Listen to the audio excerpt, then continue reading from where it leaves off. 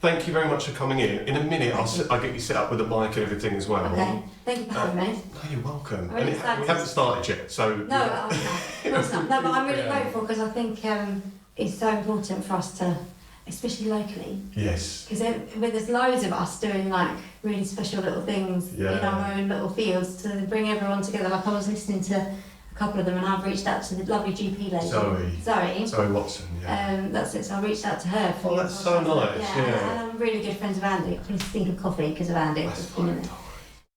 Jobsworth, Season 2, Episode 11. You're So Golden.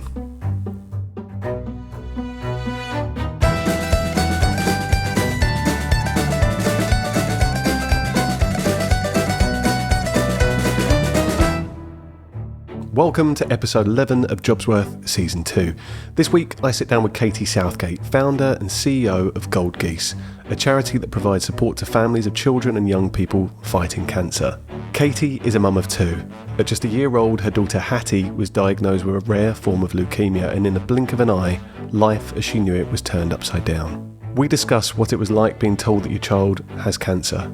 We also talk about Katie's incredible response to the news, her strength throughout one of the most challenging times you can go through as a parent, the inspiring way in which she supported her eldest child, her son Dex, through the experience, and how all of this helped shape the support she offers children and their families through Gold Geese.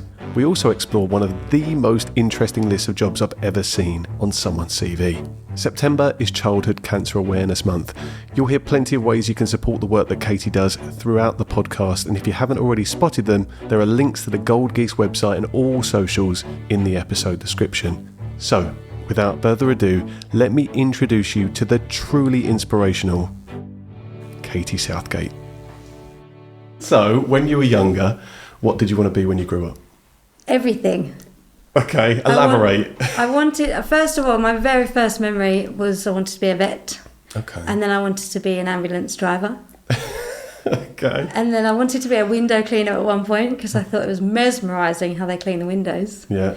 And then probably 1,000 things in between. Okay. But my advice to my own children, which I'm giving them now, is don't listen to anybody else, because I got told you'll have to put an animal down if you're a vet, and you'll have to deal with drunk people if you're an ambulance driver, and window cleaners don't make enough money.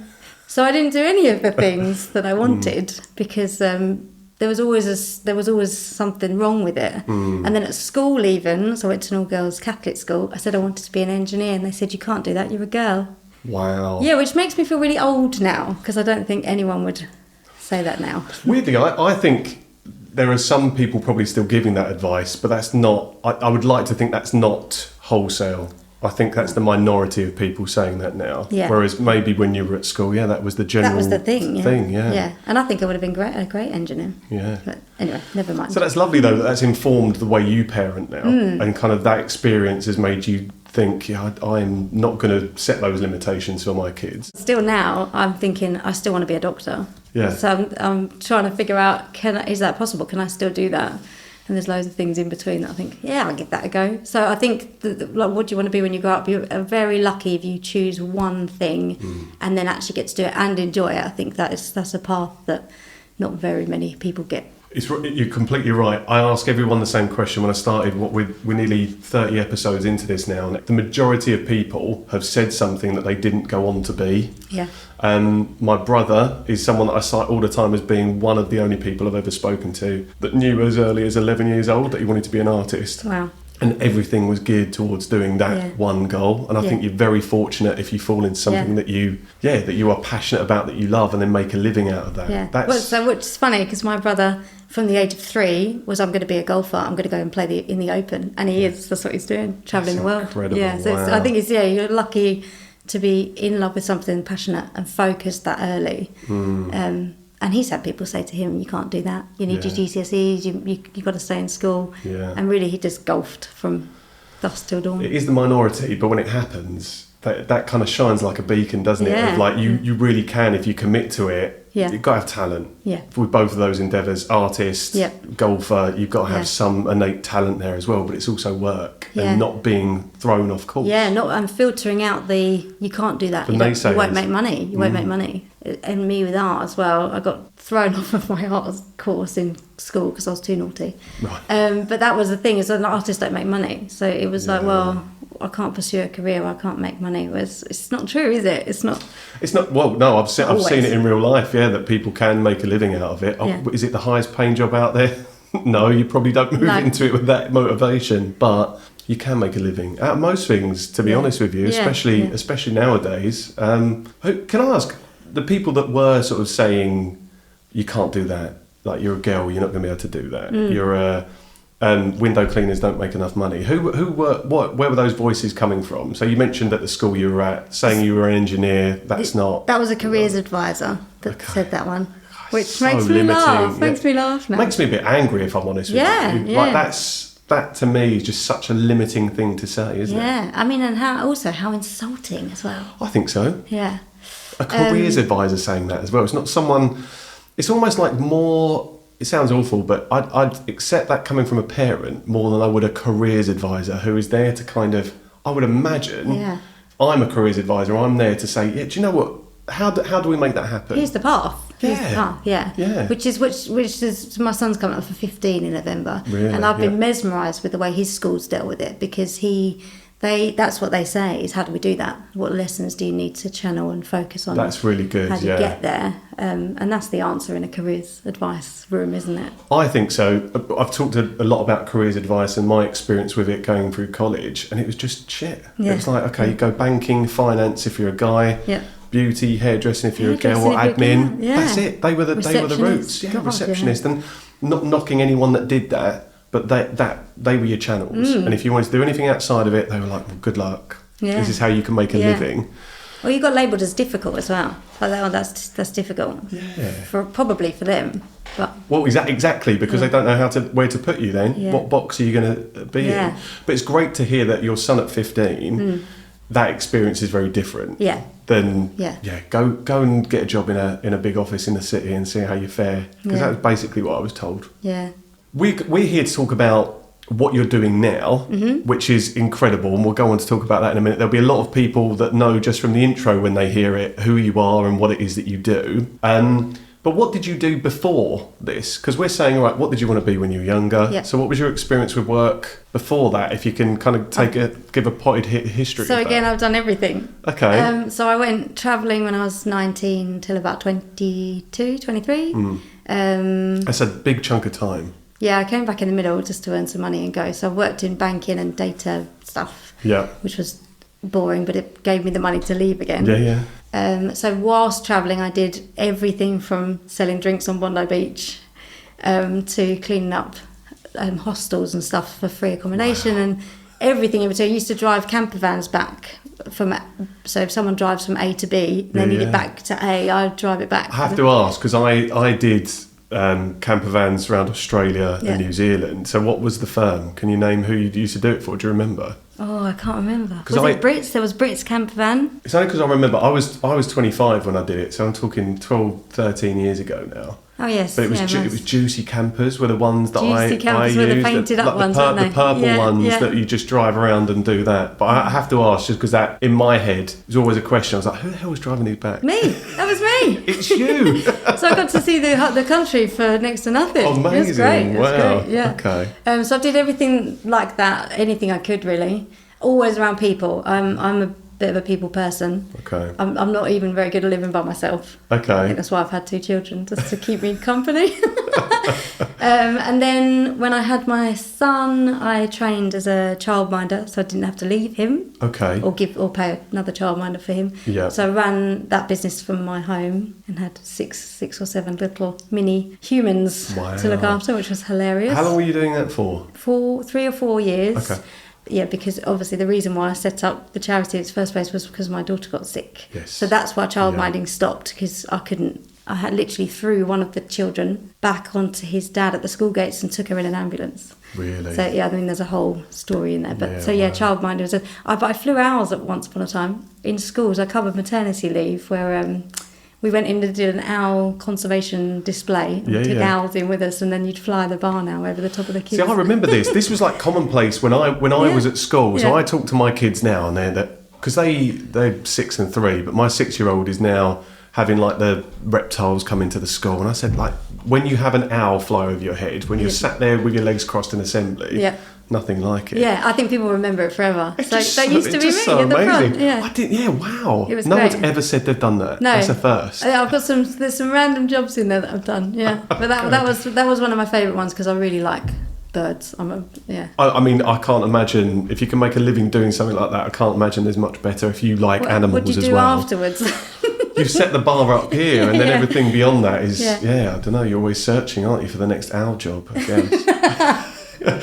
But that's great. Yeah. So it was a real mix. There was a real hodgepodge in there. But your son being born and training to be a childminder. Yeah, that was the last thing before I set up this charity. Okay. Yeah. So talk to me about that, because I want to talk about the inspiration behind the charity that you founded and that you're still obviously involved with and powering now. So Gold Geese. Yeah.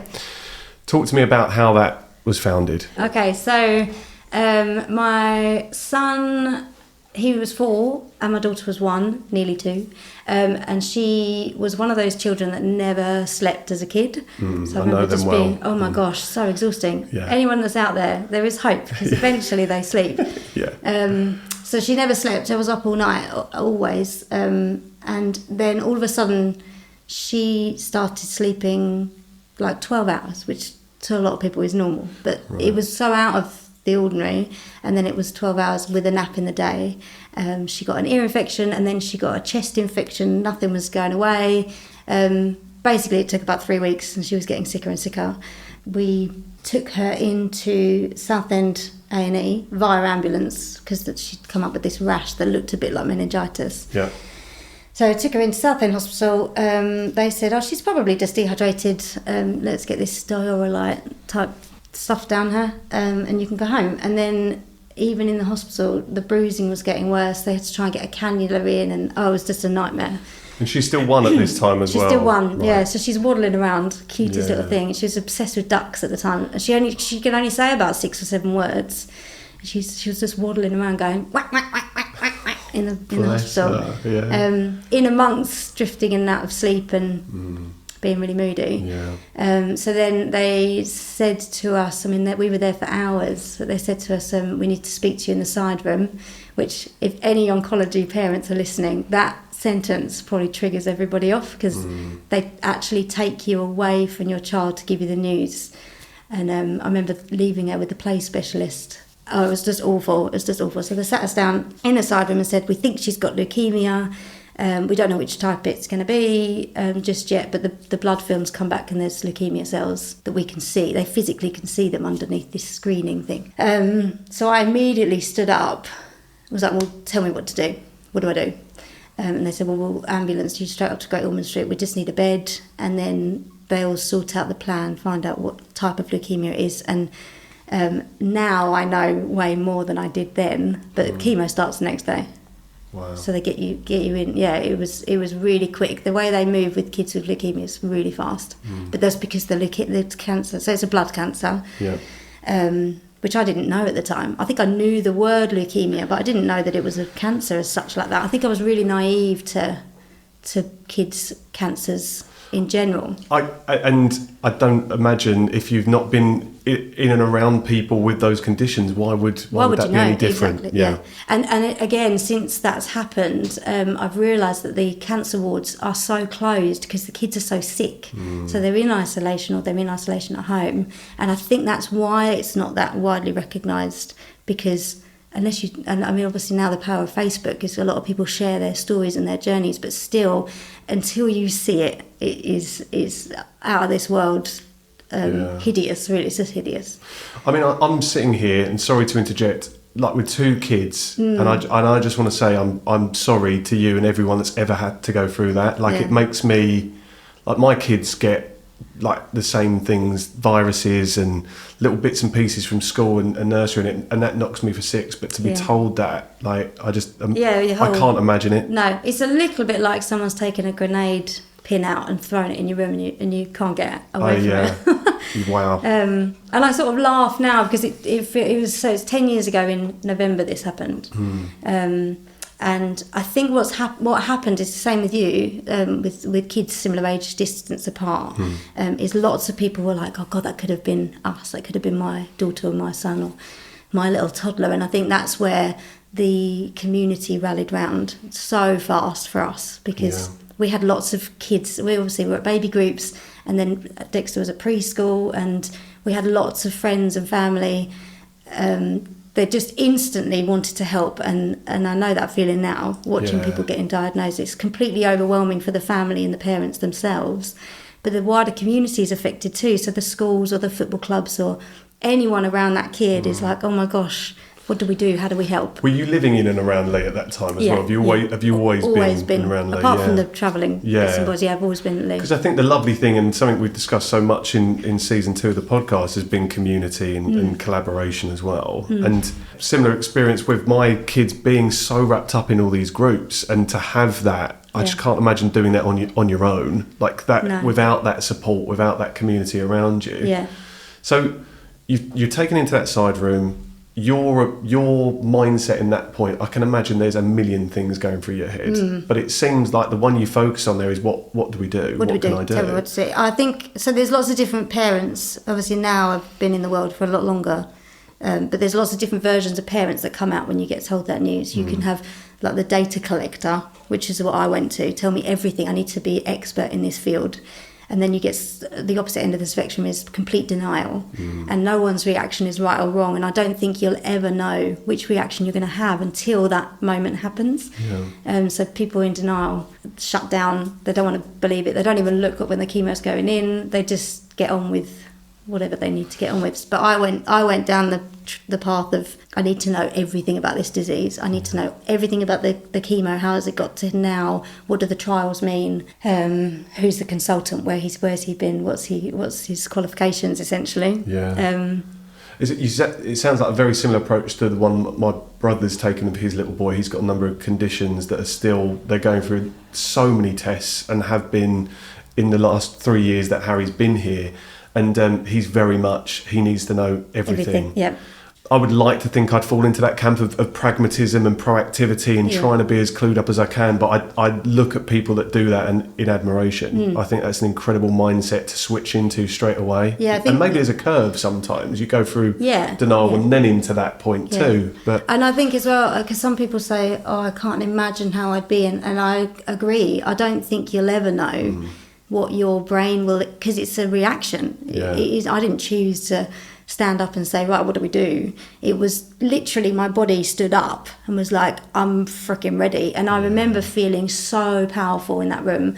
I was like, I could have killed someone. I could have been like, if you're in my way, I will murder you. For my that's the power of having kids as well, isn't it? I'm a lion. They are literally, they ignite something in you that you just don't know is possible until they're here. Yeah, so luckily, when we got into which is very funny actually, because the ambulance driver, I used to have a little old Mini when I was 18, and we used to go boy racing up and down, back and forth to Basildon. Nice. And the guy who I used to race alongside in his little Mini was the ambulance driver. So you could drive quick at least. Yeah, so funny. So the first thing I said to this ambulance driver, I won't name him, he knows who he is. I was like, if I could have chosen anyone that I knew to drive this fast up to London, it would have been him. It was like serendipity. Yeah, wow. So we got whizzed up to Gosh, got given our plan, which then got changed because her leukemia was rarer than what they first thought, which was a second blow. That blow was really tough because they were basically giving us discharge letters to go home, do a lot of the chemo as outpatients. And then they took those papers away, like physically took them off and said, you'll be inpatients for best part of a year. Wow. Yeah, so we so there's a quote that says something about a storm and you have to adjust your sails. And I don't really like quotes like that often, but that was so poignant at the time because I thought there's nothing I can do about this and we have to adjust what we thought was going to be reality, which was crap already. So it went from crap to shit really quick. So then we became elephants because it's called Elephant Ward. Okay. And she was furious with everyone. you see some of the adverts, there's little smiling bald kids that are pottering around the hospitals. She wasn't like that. She threw stuff. She punched the people. She hated everyone up there. And these lovely patient elephant nurses were just like, she'll come around, we'll make friends with her. And I remember looking at them thinking, we are 3 months in and she still hates you. But they were right. It's like her second home. Yeah. I mean, hopefully I'll never have to stay up there ever again in my life. But we go back and it is like home.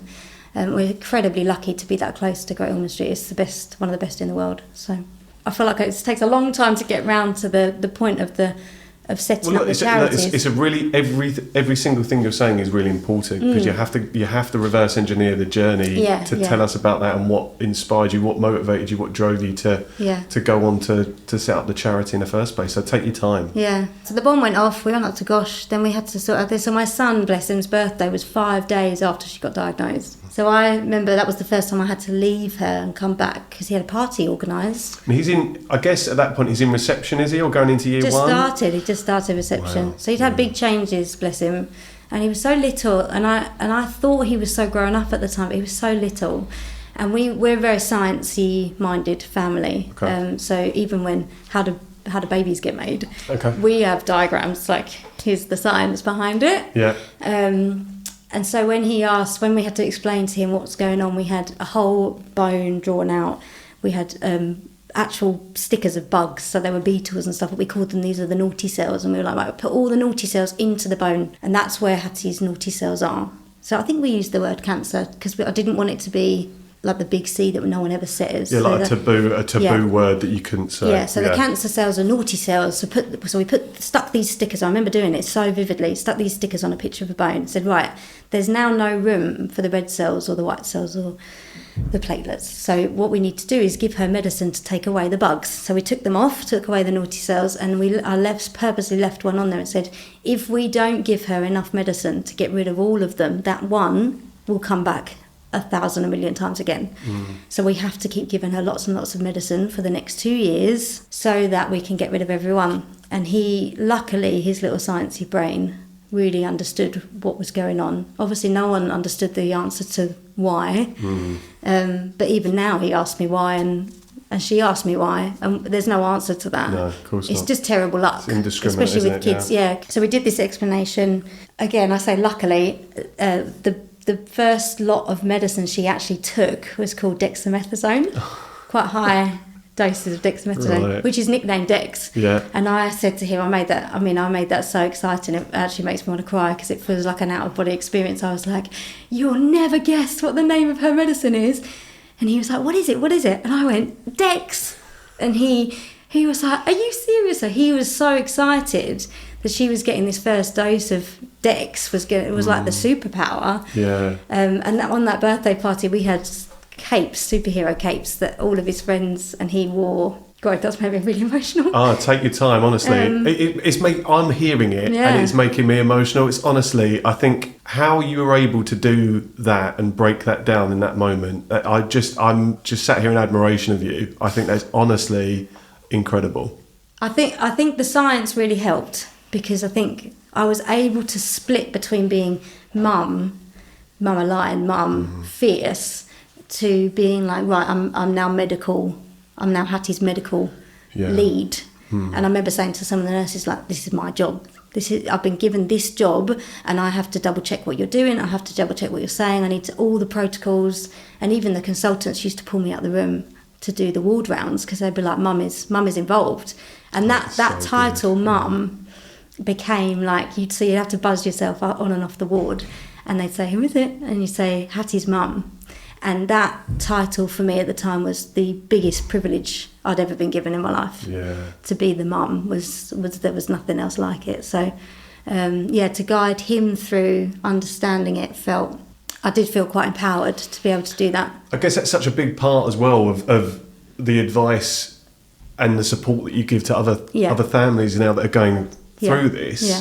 And the fact that you've lived through that yourself and took that approach, I would imagine maybe it doesn't work for everyone. No, it definitely doesn't. Yeah. But my advice to them now is this is what we tried. But every single time I speak to a parent is they know their child best. And don't ever doubt that you are expert in your child, and you might sometimes not have a clue what on earth they're going through when their emotions all over the place. But ultimately, you will know your kid better than anyone else. Isn't it strange as well? Before kids, I would have said, no, there's science, or how can anyone be that different, or how can you be so in tune to a human being that you are not them? So how would you know? But there is that. Yeah. But you had this intuition about your own kids, and I've seen it play out usually through my other half, who's incredible at picking up what's going on with our kids. She just, and I don't know if it sits more with mums than it does with dads. I would say maybe. I don't know if you agree with that or not. I feel like I have to be really careful because I am the mum, so I've never seen it from the dad's point of view. But I do think, like, I have tingles, and then they'll ring, or they get stressed or they hurt themselves. I feel different, and I think, and as a guy, maybe I can say I do think there's a difference. Yeah.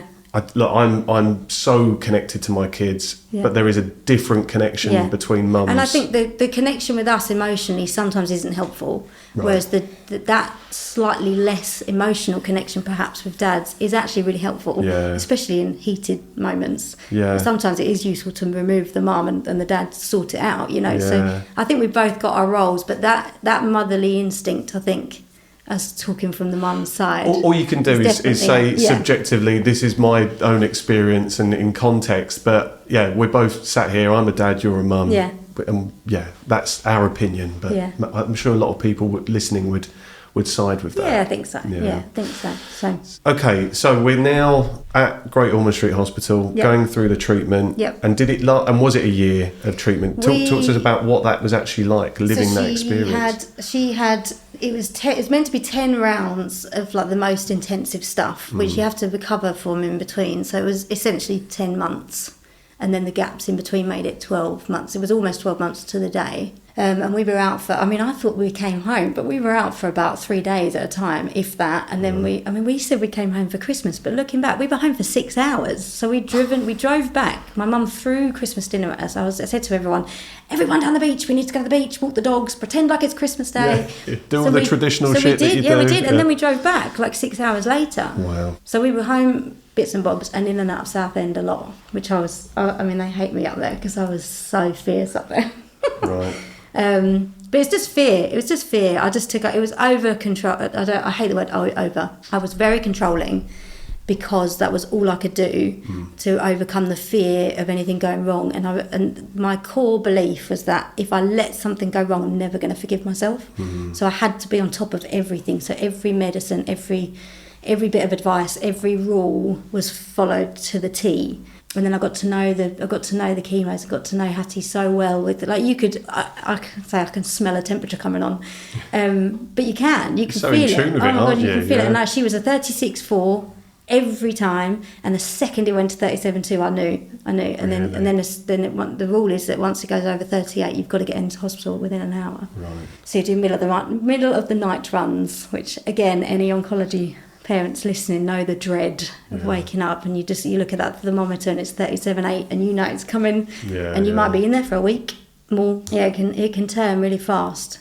So they have central lines in, which is a little device that goes straight into the top of their heart to always put in and out the chemo, take the bloods, blah blah blah. And because it's in their blood system, sepsis is a massive risk. So the second that the temperature comes on, it could just be a virus, could be a little bacterial infection. But there is a chance. But there is a chance it could be sepsis. So you have to get in there really quick, and they start antibiotics immediately, and then test if it's going to be a line infection. That's them. Yeah, and that's what I've always come to realise now. If you're there and you're being tested, they will try and test for the worst possible outcome and then reverse engineer it back, won't they? Yeah, which is always the way to. I think is always the way to go. Rule out the bad stuff first, and then you work backwards.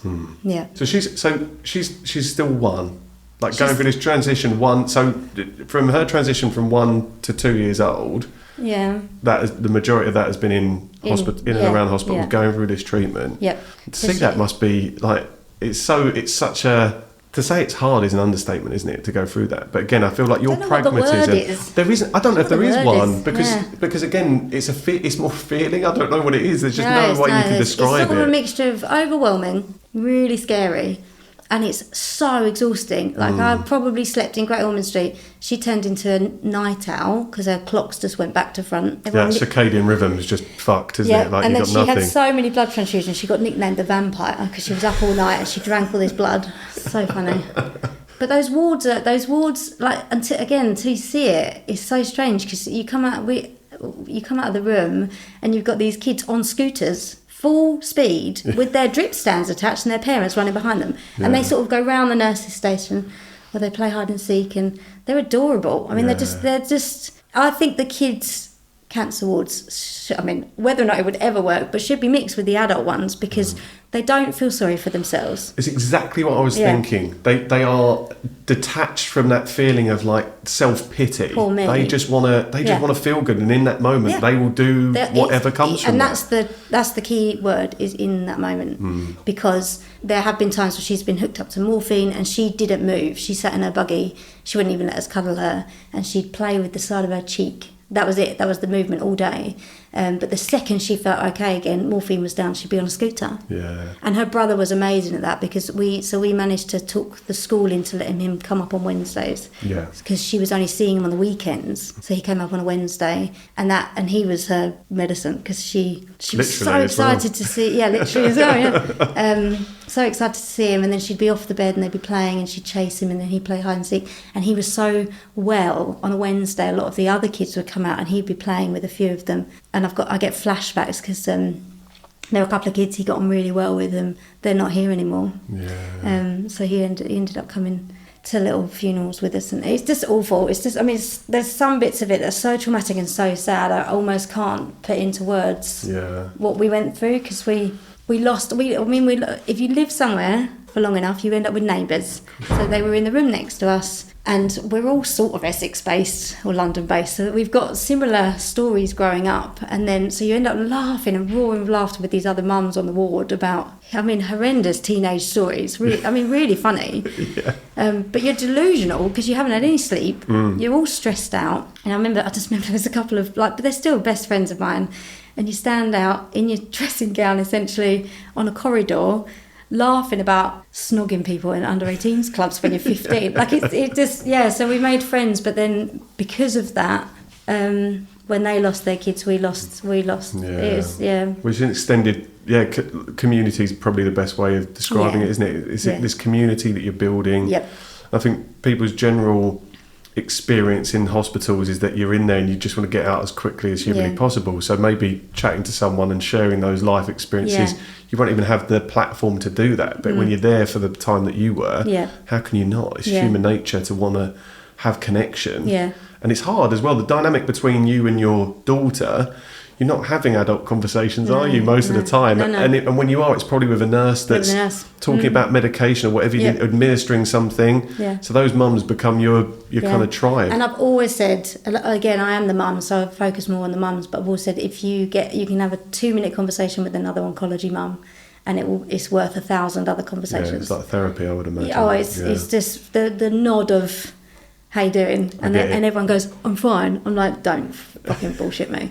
I know what you mean, but that little snippet of just understanding empathy, is it's priceless. Well, all of those experiences have obviously shaped, again, what it is you're doing now. Yeah. So you said, essentially 12 months that your daughter was going through this. In Great Ormond Street. 12 months at home. Yeah. And then, so what happened within the 12 months we were home, and to be fair, the whole 24 months, is we had everybody's help.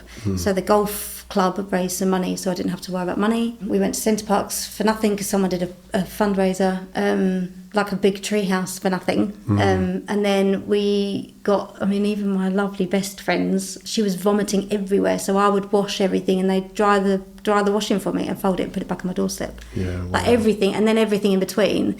And as she was coming to the end of treatment, people were still offering these lovely things, like, oh, I'm going to raise some money, or I'm going to do this. So I started saying, we don't need it now, but do you want to pass it on to another friend that I know very closely? And then I thought about it for about 6 months once my daughter had finished treatment, because I did think, if I set this charity up, there's no going back.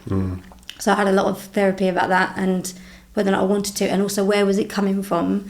which took me a long time to realise it was coming from guilt. It was guilt because she was still around. Right. So every September when I buy her new school shoes and she goes up a year, I have a moment of, I get that, but not a lot of those kids on that ward, the parents don't get it. So it was coming from guilt and grief probably. Anyway, yeah, so then I decided, solid, let's give it a go. If it doesn't work, doesn't work. And so those offers that were still coming in then got funneled into these new families that were still going through it, or new ones that we met. And then it's literally snowballed since then because people need support. Yeah. They need someone on the end of a phone to, when they shout help.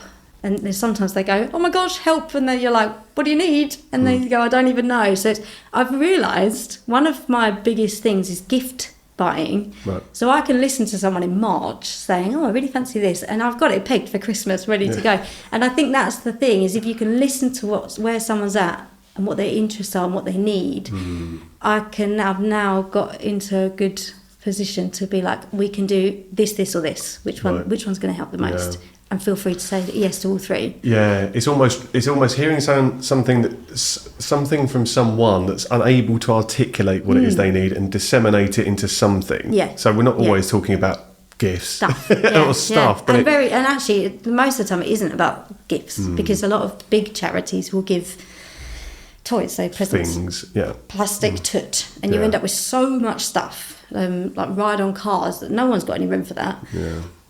So I try and go in with like practical, a fun, a distraction, and then like something supportive. So the counselling stuff, I'm always take the counselling. Do you want the counselling? Yeah. Which I try not to be too pushy about, but I'm a massive advocate for the counselling. And again, if any of the oncology parents are listening, the counselling before the shit hits the fan is I try really hard to set them up when actually they're doing okay. Like maybe they're in the middle of treatment and everything's settled a little bit, because there's so many aspects to it that if you know the name and the voice of the counsellor, when something does go wrong, it's an easier phone call. Those boundaries or barriers are already broken down, aren't they? So you're not going through the getting to know you stage, which we all have to do. Like, it's completely different, but I have had therapy for the last 5 years. And my advice to people is everyone should be seeing a therapist. Like there's limitations to that and there's barriers because there is a cost to it, and the waiting list if you try and go down the NHS route is shockingly long. Yeah. But to get ahead of something in the times where you don't need it just ensures that when something happens, because it is when something happens that will challenge you. And sometimes you need to go and see one or two different therapists to find the one. Because obviously don't walk into a bar and just start chatting to someone and immediately get on. You might have to go through a couple to realise, this is the person I need. Because we're all human, aren't we? It's not you're chatting to AI or a robot that's prescribing these things. You're having a conversation with someone, and that's that's I guess where the parallels are. Counselling, therapy, whatever the catalyst is for you needing to have that conversation, you need to be able to resonate and vibe with someone. Yeah, definitely. So that's really good advice. Yeah. You started in 2018. Is that right? The charity was founded in 2018. So we're 6 years on now, which is incredible. Yeah. Did you ever think, when you start something like that, do you think about the longevity of it? Or is it just day by day, month by month, year by year, and see where you get to? Is there a bigger plan than just, I want to support families going through this, kids going through this? Or do you think about, here's where I want to be in 5 years? So I do a bit of both, because I think when I set it up, I was thinking I would like to be able to have the means to support every child that goes through Southend. So if they get diagnosed through Southend Hospital, we will have them. Right. We will cover them. Yeah. And then we did that. So then it was like, can we reach out and do some of the Basildon kids? And we're getting there. Yeah. However, what I've now realised is I'm only one person. So the family support side of things needs to grow, which means I'm going to have to put out a job advert and employ somebody and essentially pass off my responsibilities to them, because it would be nice to extend our help to Brimfield Hospital kids too. Wow. Because they're such a big area. They've actually got more than Southend or Basildon, not put together, but they've got a lot more kids out there. Right. And no support. Yeah. So I say no support. Obviously, there are charities that are helping, but I think the way that we do things is slightly unique. and that probably is because I'm driving it. So yes, the vision is there, and there is a little bit of me that would like to sit in a room full of big charity CEOs. Yeah.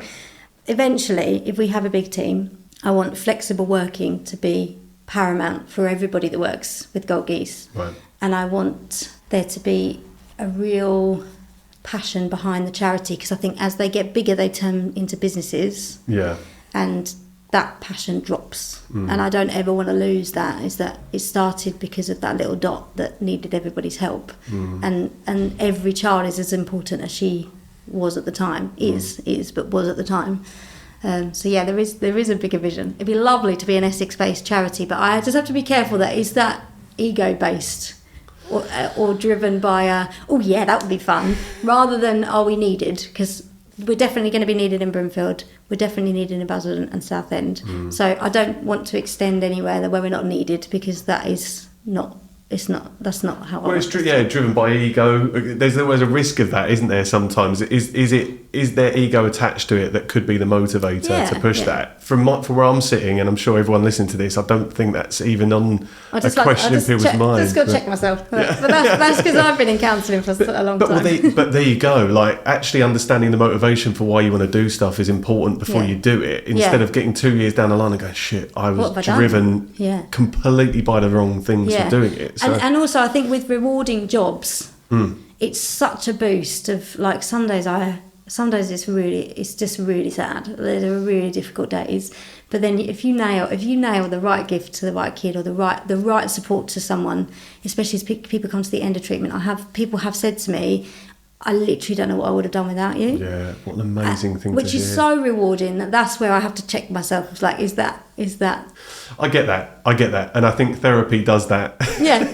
Therapy definitely forces you to think, look in the mirror. Where's this coming from? I think that's incredibly healthy. And what I like as well about the way you describe that is remembering where you came from. And that's actually, considering there's people that listen to this, that the whole podcast is around people that want to change their relationship with work as well. And for you, I think that change, happened completely from left field, and now what you're doing, it's work, but there's so much more to it than that as well. But what you were talking about, kind of remembering where you came from, what are your values, what's the core, what's the foundation of where you were, and as you scale and as you grow, they're lessons that can transfer to whatever you're doing in life. Just remembering where you came from. Yeah, exactly. That's really important. And the purpose as well, which I think translates to every business, doesn't it? What's your purpose? What's your focus? Yeah. And coming back to that core message. Yeah. Like we essentially, we want to be there for every different family. So if they don't need financial support, why on earth would we turn up with vouchers or food shop? It doesn't mean anything to them, but what they might need is way more time. They might need a couple of hours of chatting to someone who gets it. Yeah. Because they've got lovely friends around them, but no one really gets it until you're there. Because you don't. What I really liked about when I was looking through your website and the collateral where you promote the service that you provide is that it's bespoke, it's tailored for the family. Because not everyone can't prescribe the same thing for everyone. No, and I always say, so when I stand up and speak in front of big audiences, I always say, like, we can give them a Nintendo Switch or whatever, PlayStation, but if they can't afford the food shop, what are we doing? That's, if anything, it's really insulting. Turn up with another balloon or another toy, and they've already got a stash for them. It's so unhelpful that you've just taken their time. It's probably done the negative rather than the positive. So I think it's keeping that in mind as we grow. Like, can we still deliver that? And this is where this family support person is going to have to help me. It's going to have to be the right person, because I need them to understand that don't ever ask someone, how are you, if their response is going to be, I'm really shit, that you can't then follow up with when someone says, hope you're okay, you're like, well, you don't really, because if I'm not okay, you're not going to do anything about it. What if I say I'm not? Well, I'm not. What comes next? And I'm definitely a heart on my sleeve kind of person. Some people say, how are you? And I go, I'm rubbish. They're like, oh, sugar, I didn't really actually want the answer. Oh my God. I think, don't ask me then. Why'd you ask? So can you talk to me about the support that Gold Geese does provide to families? Because I think, again, a lot of people that know of you and the charity will be aware of it, but for people that don't, and it's the first time hearing about Gold Geese, or maybe they just have never looked under the hood, other than seeing, like, your incredible branding and the way that people in the community get behind promoting your service. But what do you do for families? So, you've given us some idea, but so if I give you a couple of examples, I think it's easy to do. So Please, because there's a few things that we do. So we do this sort of peer-to-peer support throughout. So when someone's newly diagnosed, that bomb going off is so difficult to navigate that we're sort of there to gently, like, you're not by yourself, let the dust settle, take in the information that you need, and then we'll be there to do. That's like a weekly check-in. Yeah. How are we doing? How are we going? Are you home? Are you in hospital? What do you need? Food is like, let's get on top of this relationship building at the beginning. So that's more sort of time chatting and building the relationship to be like, a lot of the boys with leukemia are on it they want treatment for years. So to build that foundation of trust, and Gold Geese are here, have us in the back of your mind. That's the start. Then throughout treatment, they can have, like, say, for example, birthday gatherings, trips where the family, if they've got multiple kids as well, where the kids at home are going off to school, or they're going to grandma's whilst the kid is in hospital that's not very well. It gets all the attention from the parents, obviously. So we try and do like sibling stuff too. The siblings will get little presents now and again. Or we did a boys bowling event for the brothers, not for the poorly children. Yeah. Which they were like, whoa, is it just me that's invited?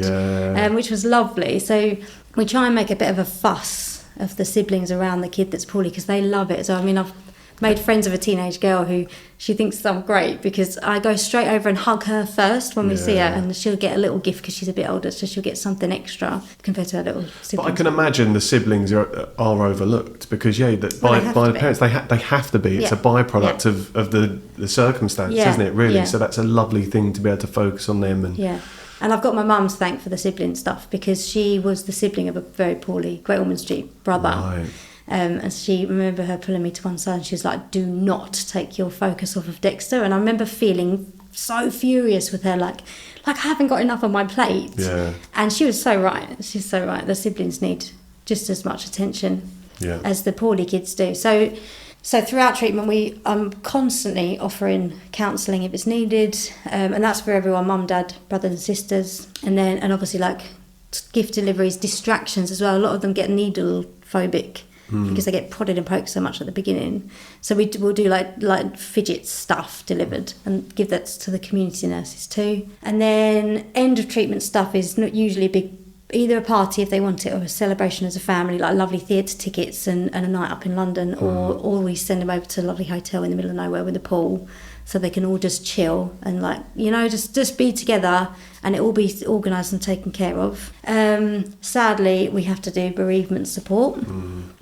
Which again is whatever they need. We've helped cover some costs of the extras at funerals that they wanted, and organising venues or flowers even when they're just completely overwhelmed, or they're in hospice, and we just say, I just gently say, if there's a job that I can do, let me do it, and then I'll send through. Happy to collect flowers, happy to organise food. Like, I actually don't use the word happy, I use the word privileged. I'll be privileged if you let me have a job and let me take that off your hands. Yeah. And what I tend to do is try and, like swans deliver things nice and slowly. Yeah. Try and act like that, but under the water I'm like, oh my God, this is really stressful. So much pressure. So we do bereavement care as well. I guess the face of it, the delivery of it, has to, like, you have to be mindful of that, don't you? Because you are there to support. You are not there to project your shit onto my rubbish. someone else. And I can come across like a lunatic sometimes. So if you saw me in a work setting, it's so much calmer than I am normally. But I think that is because I'm all about authenticity and being human, but in those circumstances you have to portray calm, and you have to portray... And it's also what they need, because I turn up sometimes and there's an F-bomb will be landed straight away, and I've had so many conversations about strippers and hen parties gone wrong and stuff, because they feel like some parents need the exit, or they need a distraction. I get that completely. And like, even in Haven's hospice over, and their child's laying in the next room, and we're laughing about something completely inappropriate, but that's what they've needed at that time. And I think still human beings, aren't they? It's reading the room, isn't it? Yes, of course. So there are a couple of big, like, nice examples that I love. Is we had a musician who was going in for bone marrow transplant, which you're stuck in a hospital room by yourself essentially for about 6 to 8 weeks minimum. And I was like, right, let's get you on stage. We need to get you on stage, because he just loved music, and he was great. Not like a teenager that was wanging around, not being very good. He was brilliant. So we got 200 guests. We got a bouncer. We got a confetti cannon, balloons, lasers, smoke machine, a singer to come alongside with all the amps, everything. So we gave everyone wristbands, hats, so that it felt like a little mini festival gig thing. And as he went into bone marrow transplant, they were the stories he was telling to the nurses, and he'd taken up some wristbands to give to the nurses, and just that level of we can't help in bone marrow transplant. We can't do anything. We can't even send stuff up, really. They're not allowed takeaways. Wow. Because everything has to be so, strict with infection control. But we could do the gig before. Yeah. So that's what we try and do things like that. That's one of my favourite stories. I love it. I retell that one quite a lot. So good. Yeah. And again, it's that tailored approach, isn't it? But where do those ideas come from? Is that just, okay, here's something that we feel... Because again, that in itself is a skill set. Being able... It comes from disseminating what you said earlier, doesn't it? Someone having something that you can disseminate into a gift, which is... like setting that up is a gift in itself to be able to give to someone, and like you say, it's a privilege to be able to do it. Come out of nowhere normally. That's a skill set. I didn't realise that event planning was a job when I was younger. But if someone had said you can organise parties for a living, that is probably where I would have gone. Yeah. Well, most of the time they say, "Oh yeah, what do you want? How do I do this?" So we did an end of treatment party for one of our older girls, because they know what they like by then. Right. So I'm like, right, mood board me up. Tell me what you want. What are your favourite colours? What is a definite no, and then pulling those bits together to make that like her end of treatment party, not just some random, vanilla thing that could be rolled out to anyone. So it does come from my head, but again, that's probably my mum with her ideas. It is passed over to me, because I wake up in the middle of the night with good ideas sometimes. Yeah, that's great. It's a like problem solving, being creative, all these things are skill sets that you're using to just provide this amazing service. Yeah, and like I said to you about the ADHD stuff, I haven't got a full diagnosis, but I've had all the first checks that I'm basically a lunatic. So the ADHD side of it is my brain loves a new problem. It loves a challenge. Right. So if I can see that someone's struggling, someone's not coping well with this, and these are their tastes, and these are what they like to do, what they don't like to do, I can then go, my brain loves it to figure out the solution to that problem. Right. Like, how do we make this fun? Okay. So it helps with my dopamine fixes. Let's sidebar for a second then, because you mentioned ADHD and you mentioned it before the podcast too. What led to you getting started on that path to being diagnosed? Were there obviously there were signs that ADHD could be something. Yeah. So what made you go down that route to try and get a diagnosis? Overwhelm. Okay. And burnout. Yeah. And then a penny dropped. It was like, not everyone does that. Yeah. And then there's been numerous conversations now with friends where I have clearly made friends with people who are as crazy as me, because we speak at 100 miles an hour. We all speak over the top of each other, and all of our children are quite high energy too. Right. So I think what happened was these conversations about ADHD and some of the kids was all of us were sitting at the top as the parents going, oh, I think I do that too. And then we'd look at each other and be like, oh God, yeah, this is why we're besties. Right. So we had like Tasmanian devil friendships as the mums, and then these Tasmanian devil children as the... but it was the negative impacts of it that drove me to thinking, I don't think I can carry on like this. Because it is seriously like a dopamine chase. And if that comes from stress and overworking, it's not great. It's not. You mentioned one of the previous episodes before we started recording with Dr. Zoe Watson. Amazing woman. I think she's absolutely incredible, and I think she really shone a light on the kind of double-edged sword that ADHD can be too, because I think the stigma around it, maybe it's previously a taboo topic to talk about it, or something that maybe was kind of just plastered onto people that maybe had behaviours that were just not seen as normal or stereotypical. But there is a catch-22, which is, for all of the positives that come from it, there is burnout, there is, or like a higher chance of burning out. And when you're working in something that you can just sink your passion into. Yeah. You're up until 3 o'clock in the morning on your laptop. It's not 9 to 5. No. And especially when you're working for yourself, whatever capacity that is, you don't clock in and you clock out. Your brain works overtime, plus ADHD. I can imagine there's never a time where you're switched off. So how have you put boundaries in place? It's taken me a long time. Have you got them in place now? I have got some in place now. Yeah, some. So now you haven't completed it yet. No, because I know there's always room for growth. Yeah. So I have now got a work phone that's got a lovely Gold Geese yellow case on it. Brilliant. Yeah. So if I'm on that at home, the children, it's a sign that I'm working, so I don't get interrupted, because I get completely overwhelmed when I get interrupted. That's really and then I've got good. a personal phone, so I can now regulate how much I'm on stupid social media on my personal phone, which I can then regulate. Whereas on my work phone, there isn't as a limit as such. Yeah. So you can imagine the two Instagram following things. One is filled with absolute tip for myself, and then the other one is filled with all of the children that we follow. A lot of childhood cancer research stuff, all the Go Gold big accounts, things. So I can separate the two things from work phone to home phone, which has really helped, because I can turn it off.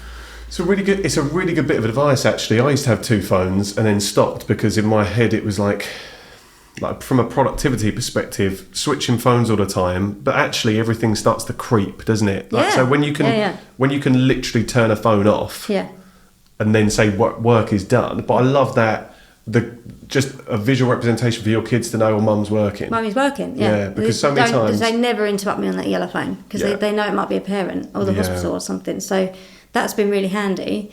And also, you say it creeps in really quick, because I just do this, or I just do that, I'll just open my emails. Or if you're going to bed, don't open the bloody emails. And now it's given me the sentence of, I don't look at that over the weekend, so I apologise, it's taken me till Monday to get back to you, which is a normal thing to do with work. Yes. Because I get emails on Sunday, and they're like, did you get my email yesterday? Yes, I did. Thank you very much. Yes. And That's a really good boundary to have in place, because we're now living in a world where people's expectations are just, why are you not getting back to me? People get angry about that. I'm guilty of it too. Like, I want to send an email, I want to hear back straight away. But I wouldn't have the expectation that someone else should be sat there waiting for me to respond within seconds. And I think if we all work together to slow that down, we would all chill out a bit, because I think we gear each other up as well. I think we stress each other out between different industries. But I'm trying to stand firm on that. I feel like I plant my feet on the ground when I'm like, it might take me a couple of days to respond. You're drawing the line. Then my poor ADHD brain goes, don't forget. Don't get distracted. I love that. I had the thought this morning, actually. The kind of theme or the sentence, the statement I make more than any other in my house to my kids is 2 seconds. 2 seconds. And usually it's because I'm checking an email. Usually it's because I'm checking something where the justification is it's work. Yeah. But like anything, if your thumb will go to Instagram and I'll go 2 seconds, and there is no way that what I'm looking at is more important than what my kids need from me in that moment. No. Therapy as well has taught me to say, like, if I'm mindful of what I'm doing, ask yourself in that moment, is it worth it? Is what you're doing worth it and worth missing out what is potentially going on elsewhere? Yeah. The answer is always, more often than not, going to be no. But especially on a phone. Be kind to yourself with it too. I'm not saying I beat myself up. Yeah, God, I beat myself up with for it. But that's been one of the biggest things this year that I've managed to. I wouldn't say I've tackled, but I'm getting there. Okay. And what I do is a bit like an addict. Is I phone one friend in particular who probably hear this, and I say, I'm on 47 minutes on Instagram today, personal use. To like almost judge myself out loud. Yeah. That's too much. It's almost like having a sponsor. Yeah. Phoned him up and was like, I had a really bad day, I'm on 5 hours. Like, he goes, what are you doing? Like, terrifying how quickly it adds up though, isn't it, as well? You do an hour in the morning, an hour at lunch, hour in the evening, you want 3 hours. Yeah. And I was like, that's a part-time job. Yeah. No. And then I say I haven't got time for anything. Yeah. So that's been tackled. It's being tackled. Okay. So you've got those boundaries. You've got 2 kids. You're a single mum. Yep. Having that work-life balance. I guess we're talking about it with the boundaries that you've set too. But it sounds like that's a work in progress, as it will always be. I think it will always be a work in progress. Yeah. Because even if I flash forward a few years, if they move out and go to uni, I'm going to have to keep those boundaries in place that don't work 13, 14-hour days because you're bored and lonely. Yeah. which I probably will end up doing, but, but I'm ready for that problem. I think it's important too that boundaries don't just have to be there because you've got kids. And, like having that shut off between work and life is important, regardless of whether you've got children in your life or not. So when they've flown the nest and when you're there, it's still important to have them because then you need the time for yourself, don't you? And my productivity, if I get my butt down at a gym once or twice a week, my productivity is so much better. I'm calmer at home. I eat better. So even carving that time out, it does positively affect everything else. And I guess, again, your lived experience, both through the time that Hattie was going through treatment and just setting boundaries in life now, is all advice that you can anecdotally share to the parents that you're working with too, without, I would imagine, without ramming it down their throats to say you must do this clearly, but to say. And I think a lot of us have, when you're on treatment, a lot of things freeze. So a lot of the parents have said to me that they haven't cried, or they haven't got angry, or they haven't. And I was like, dude, I'm with you. Like, I didn't cry for years. And I had a lovely friend who I think I broke her. I used to go around her house and I would tell her all of this emotional stuff. She would burst into tears and I'd be like, oh God, I feel better. Thank you so much. Like, poor woman. Probably scarred her for life. But she would cry on my behalf almost. And I think a lot of those things freeze. So your own self-care freezes. And then your emotional stuff freezes because you don't have time. You just don't have time to do any of those things. So I try and say to the parents, that is okay. Like, you just got to ride it. Just get into the end of treatment and ride it and try and have, if you get a good half an hour, take the bloody good half an hour.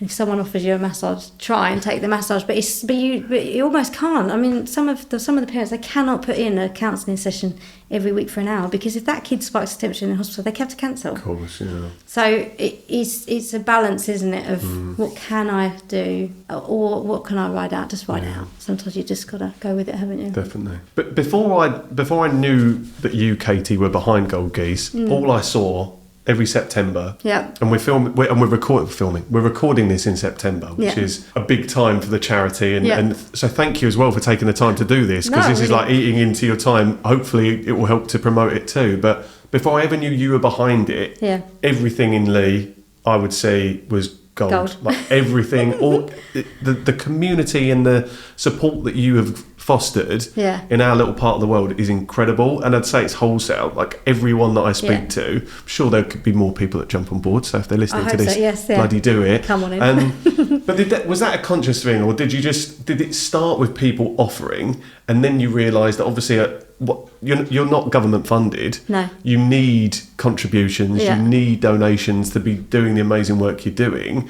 So how much of that is organic through you being known in a community, and then how much of that are you having to bang the drum and go around and I think it's a bit of both. I think we've been incredibly lucky that so the sentiment behind the name of the charity I think really helps. So gold is the children's cancer colour, the ribbon. So obviously breast cancer is pink, children's cancer is gold. And then we have the geese fly down to Lee every year, actually in September, which is completely coincidental. Really, is it? I've noticed that happening again now.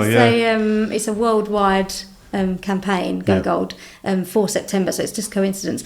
But the geese flying together as a team, I think, really got people on board.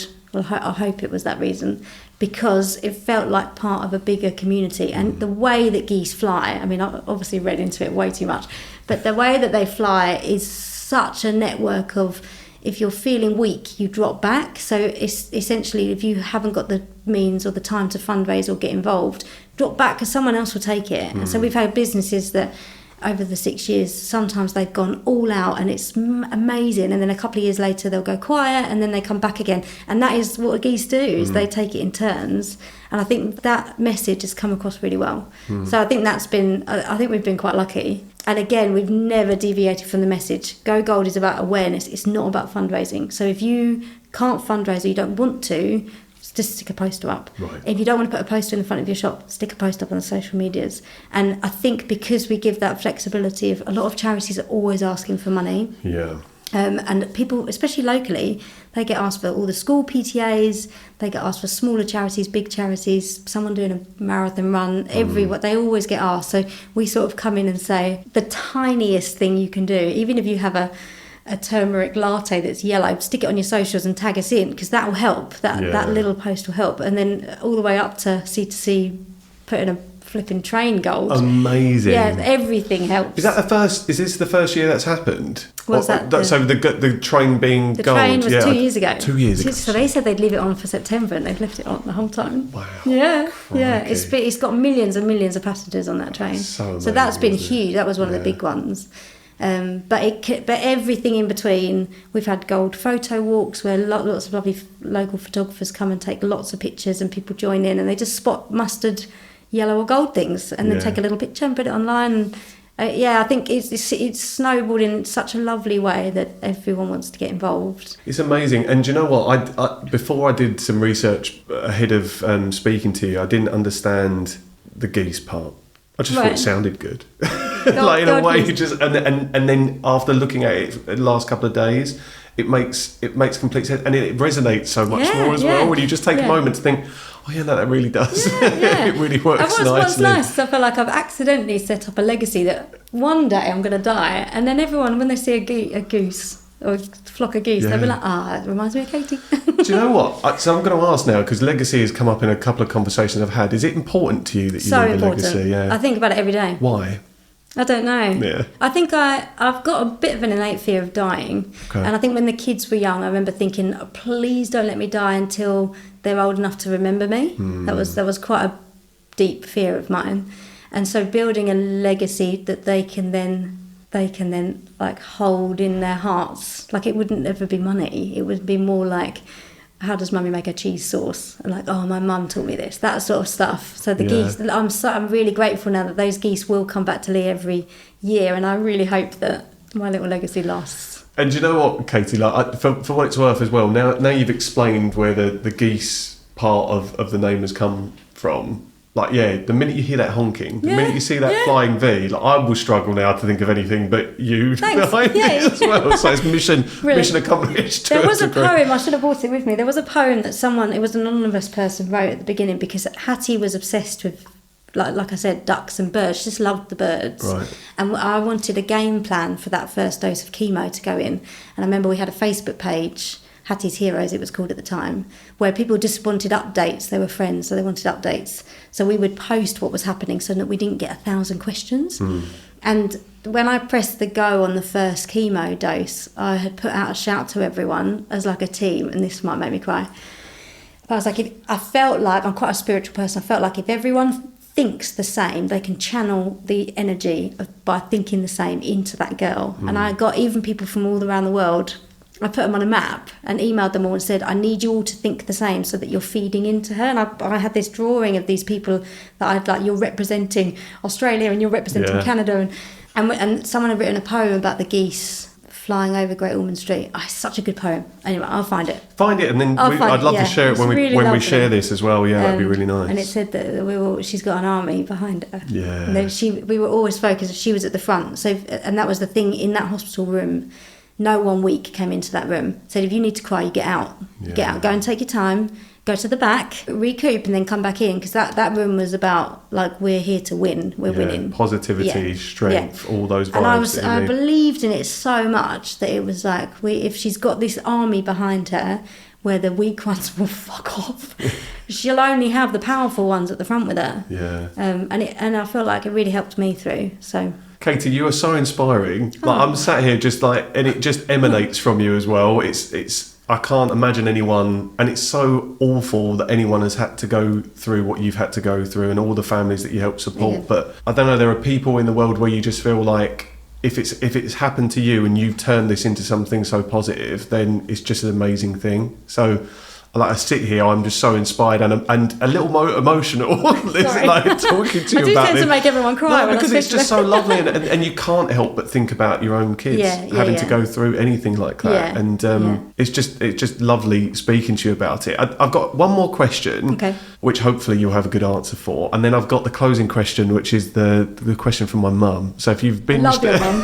I've binged listened. Okay, cool. I'm ready for your mama. So with the question. The penultimate question then, it's really about how people can support Gold Geese now. Yes. So we're in a big promotional time for the charity and for childhood cancer globally anyway. Yeah. But what if someone's listening to this, and I am going to include myself in as an example, someone's listening to this and thinking, I need to get behind this and I can do something. Yep. How do they do that? Where do they go? How do they do it? So where they go is if you come onto our website, Facebook, Instagram, and message us. The best thing for us is for you to sit down and think, what can I do? What capacity can I do something in? What can I offer? It doesn't always have to be stuff. Yep. So if you've got a lot of followers online, we can work with that so well because if it can reach thousands of people, to tell them about the signs and symptoms, things like that. And then if you've got a shop front or you work in a school or an office or anywhere where you're around other people, just to talk about Gold Geese and talk about childhood cancer is a little bit like meningitis awareness and sepsis awareness. When your kid gets sick, people often go, is it meningitis? No. Is it sepsis? No. We just chuck in the question, is there a possibility it could be cancer? Yeah. Very rarely is it. But for that to be in the back of people's minds, it does make diagnosis better and faster. Yeah. So anything, if you've got a lovely pair of yellow shoes, take a nice picture and tag us in. Yeah. Yellow glasses. If you make something like if you're a cake maker and you want to make a nice big yellow cake or gold cake. So it really is. Anything, it's awareness. It's all about awareness and trying to get behind it. If somebody says, "Have you heard of Gold Geese charity?" That will do. Yeah. So we've got next week. There's a lovely mum that's doing a baby sensory in Rayleigh. Okay. And so all the babies are coming in the little yellow and gold outfits. So even if no one brings any donations, that's a whole new set of new parents that have just been. I don't want to scare anyone with childhood cancer stuff because the signs and symptoms can be very similar to other viral infections and stuff. However, it's the consistency of it and the gut instinct of something's really wrong. Yeah. And then just having it in your mind of does this need an extra GP visit? Does this need keeping an eye on for an extra couple of weeks? Because more often than not, a virus will come and go and the kid gets better. But it's when they don't, then you just have it in your mind as a flag. That's what we're trying to do. Making it part of the conversation is really important. It's removing that taboo because it's a I'm going to swear, it's a fucking scary word. Oh, it's so scary. Like to hear that is scary, but being afraid of it doesn't mean it's not potentially there. No. So knowledge is power. Yeah. Make sure you're at least ruling it out. Yeah. That's the key. And I think there's nothing more scary than you going into the GP for the third, fourth, maybe fifth time with one kid when you know full well you're not in there very often. Yeah. And they still don't know what's up. That is more scary than saying, can we have a little think about cancer here? Yeah. Because getting it sooner helps not only the kid but the parents as well, because the trauma that comes with late diagnosis, it's not always that it ends up as a bad outcome. I mean, sometimes it does, but it's the early diagnosis can help with pain. It can help with the journey, the process of the starting, the trust between the NHS and the parents. So I just think it's giving the parents the power to say, have we thought about leukemia here? Have we thought about a brain tumour here? There's lots of signs and symptoms. So if you have a little look, it's things like, so with a brain tumour, it's like constant vomiting in the morning, dizzy spells, an eye starts wandering that wasn't there before, behavioural changes, maybe up and down the stairs isn't quite as steady. It's things like that if it happens once, obviously it's probably not anything serious. But if it keeps happening and you're in that doctor's a few times in a row, it's just having it there. Yes, it's a scary word, but it's not as scary as not knowing what the hell's going on and your kid's getting worse. Yeah. I know. I always sort of bring the conversation mood down. No, not at all. I mean, this is what we're here to talk about and we're here to raise awareness. I think people find it difficult to link the photo of the little yellow shoes and that serious conversation with a doctor about has my kid got cancer. It feels like they're worlds apart, but they're not really, because remembering the gold and the geese, some people will go, I know it's a colour and I know it's a bird, oh my gosh, and I know it's the same letter, and they'll get there eventually and then think, let me just look on the page and let me just look at the signs and symptoms and let me add it up. And that's what we're trying to do. So the yellow shoes do link. Yeah. Even if you don't think they do. Yeah, they do. It's all that connection in the brain, isn't it? Yeah. What I'll do on the back of this, rather than call out all your socials while we're speaking, is link the website Thank you. And the socials, obviously, to ensure people know where to go on the back of it. Right, closing tradition time. Yes. So this is a question from Mum. As always, I don't listen to these. No. So she knows who you are and she knows what we're talking about. Okay. I have to apologise in advance all the time because it's my mum. I'm so excited. I have toyed with removing this, but people seem to like it. So we'll see what happens. Hi Katie. with all your experience running your wonderful charity, what advice would you give to somebody running their own business who put so much passion into it to avoid burnout? Thank you. Whoa, good question. So we kind of covered this, not that Mum would know that, she's not sat here, but we covered elements of avoiding burnout. But I guess, as a general rule, how do you avoid it? So I literally bumped into someone who's starting up a venture, and she said, God, I hate the social media side of things. And I think this bit of advice that I gave her probably applies across the board. There'll be bits that you love and bits that you hate that have to get done to run the show. And I said to her, book the time. So this is social media was the example.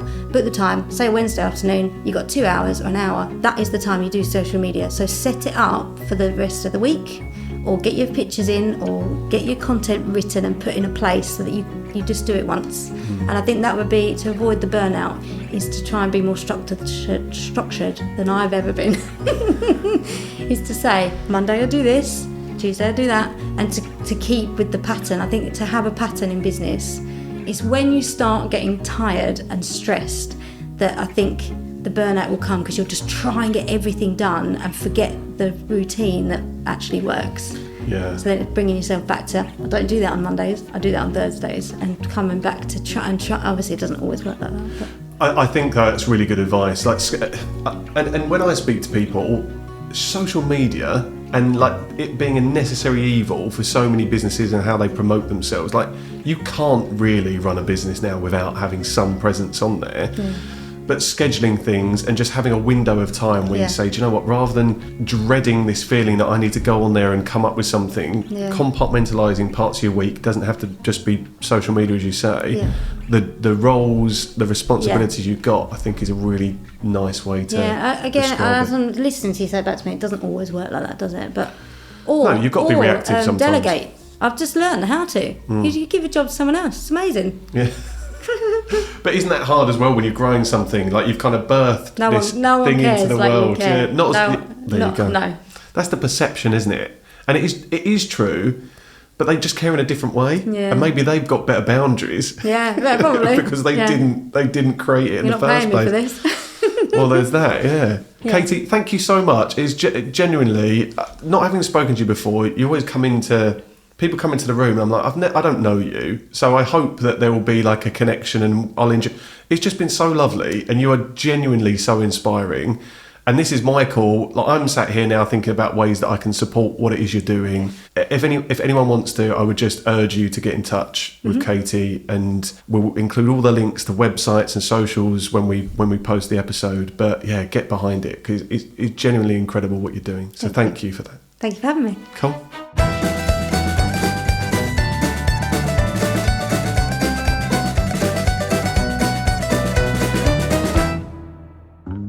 Thanks for listening to Jobsworth. If you enjoyed this episode, please feel free to give us a follow wherever you listen to your podcasts. And while you're there, if you could take 2 seconds to rate the show, that would be awesome.